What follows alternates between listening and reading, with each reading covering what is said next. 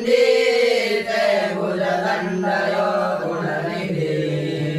गेहे कुबेरस्थिति चित्ते धर्मरति स्रवास्तु सततं दानप्रसङ्गकरे सर्वास्ते विपदप्रयान्तु विलयं त्वं दीर्घजीवी भव त्वं दीर्घजीवी